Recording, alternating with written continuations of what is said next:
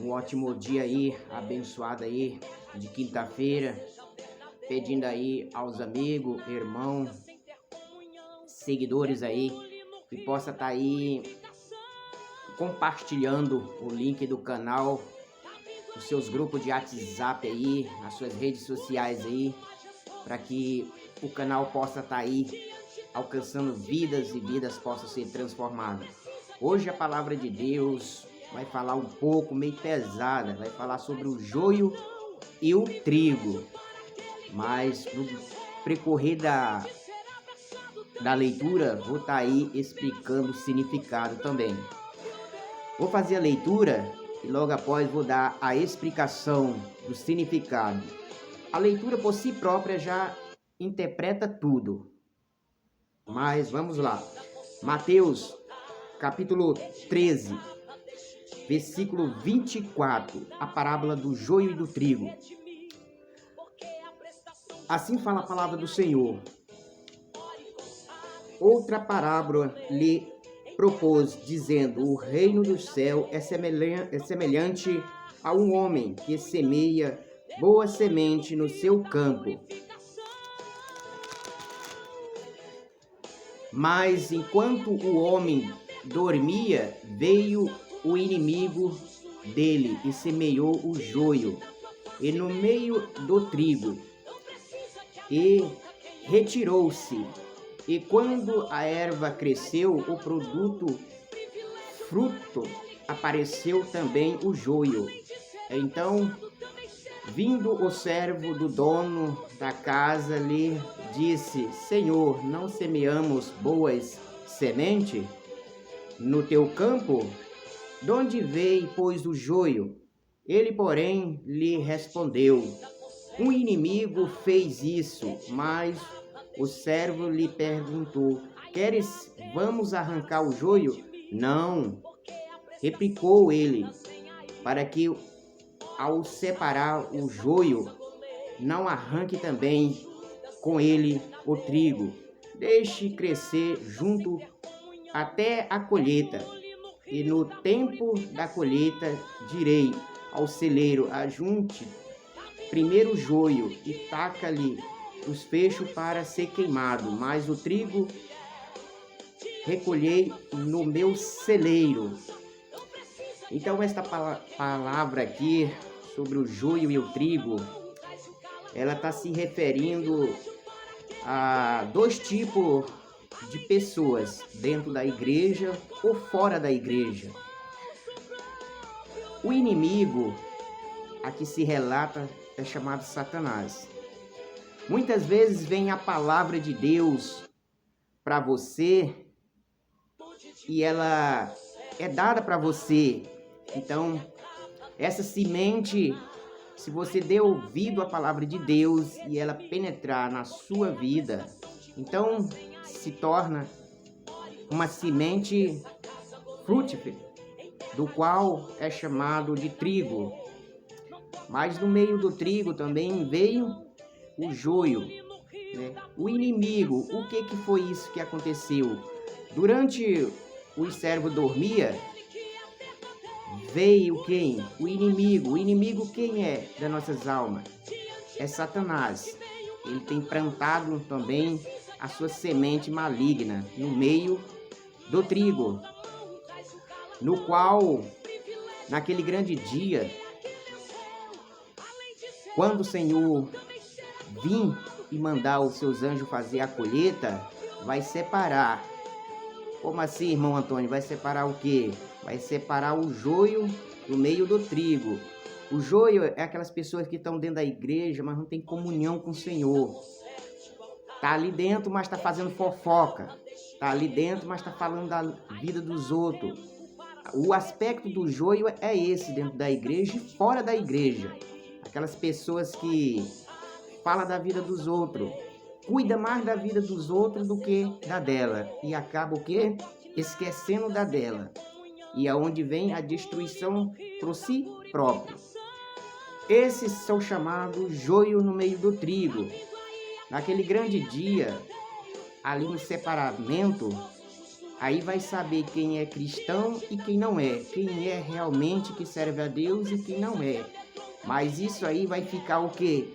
No dia da volta do Senhor Jesus, esse separamento.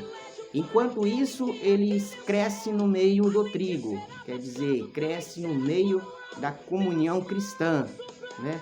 Então, nesse dia, aí sim o Senhor vai fazer o separamento, porque muitas vezes eles estão dentro junto conosco, porém vai servir. Muitos deles poderão se arrepender, né?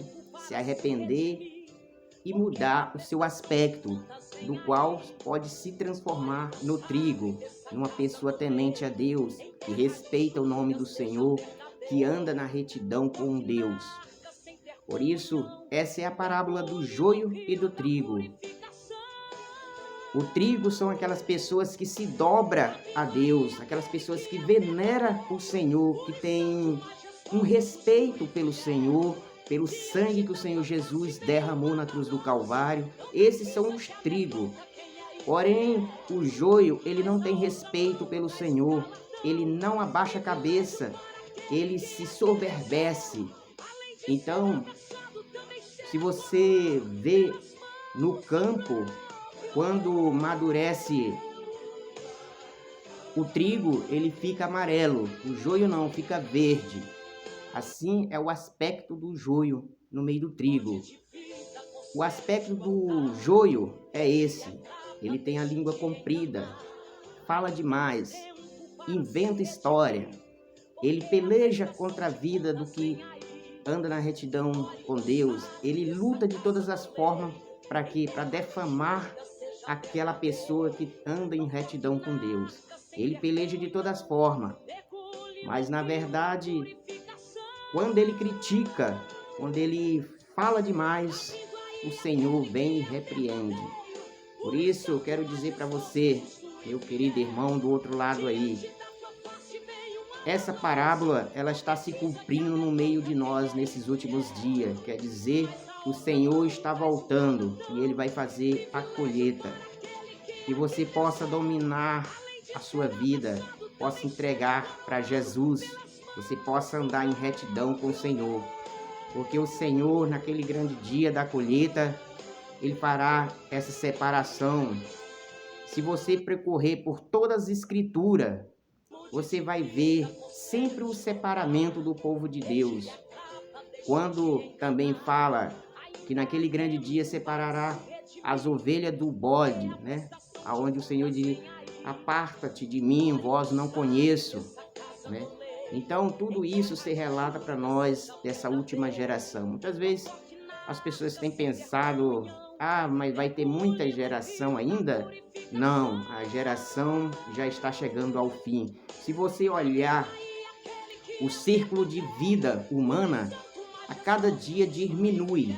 Por que diminui? As doenças. Muitos estão descendo, adormecendo cedo. Outros não chegam nem à metade do que deveria viver. Então o círculo de vida está se diminuindo. Então nós ficamos, esta geração, são chamadas a última geração, a última chamada e o último toque da trombeta de Deus. Por que esse último toque da trombeta? Quer dizer o Evangelho. O Evangelho está sendo anunciado quando diz que o anjo saiu voando com os 3 rolos de linho, gritando: temei ao Senhor enquanto é tempo. Isso quer dizer esta geração. Então quero dizer, meu querido irmão do outro lado aí, afirme-se nessa palavra, porque o separamento do joio e do trigo está para ser feito. Ezequiel, capítulo 9, versículo aí em diante, fala do homem vestido de linho, que tem o tinteiro de escrivão na mão. Ele sai marcando o povo de Deus, e quando ele termina de marcar, ele volta e fala: terminei. imediatamente os anjos que ali se encontram saem fazendo a matança, matando pequenos e grandes, ricos e pobres, todo o anjo mata. Então, é isso, é o cumprimento do fim de todas as coisas. Isso é um alerta para mim, para você que estamos chegando nos últimos momentos. Eu quero dizer, cada vez que você faz uma obra de caridade ou alguma, você faz com que o Espírito do Senhor possa trabalhar na sua vida e você possa compreender o mistério de Deus. Ter amor ao próximo é querer ver ele bem, mas aquele que quer ver o seu próximo mal e ele bem, certamente não tem um pouco da temência de Deus. Por isso eu quero dizer para você do outro lado aí, se afirme na palavra do Senhor, se afirme e examine. Se você puder ler todos os dias um versículo e pedir a orientação a Deus, que o Senhor possa te dar o entendimento de compreender, você vai começar aí a conhecer coisas misteriosas dos últimos dias aí, do qual muitas vezes eu tenho falado. Você se acerta no começo ou se acerta no final. De um jeito ou de outro, você não vai escapar das mãos do Senhor. Nem eu escaparei das mãos do Senhor. Muito menos você. Todos nós teremos que passar ali diante do tribunal de Deus. Ali as nossas obras estará junto a nós e elas que nos testemunhará. E só pelo sangue de Jesus que nós somos remidos. E só pelo sangue do Senhor Jesus há o perdão dos pecados. E só por esse nome entraremos no reino dos céus. Por isso examine as escrituras, enquanto é tempo. Que Deus possa os abençoar. Uma ótima quinta-feira aí. Que Deus traga sobre a sua vida uma bênção especial. Fica aí minha contingência que vem do alto, autoridade dada em Cristo Jesus. Examine a palavra de Deus. Examine quanto é tempo, porque chegará dias que você não vai ter essa Bíblia. Você não vai ter oportunidade de fazer leitura. Você não vai ter oportunidade, porque a perseguição será tanta que muitos fugirão para dentro dos matos, se escondendo. Principalmente aqueles que são chamados nós, os cristãos, aqueles que têm a temência a Deus. Todo aquele que dizer assim, que confessar que o Senhor Jesus é o seu Salvador, seu Rei, esse será perseguido e morto. Outros lançados na prisão, outros se esconderão dentro do mato, mas chegará esse dia. Eu, pessoalmente, eu estou firme na minha fé como Estevão. Não nego, vou até a morte, mas não nego o nome do meu Rei, porque eu sei que a vida eterna me aguarda. Até a próxima. Que Deus possa nos abençoar.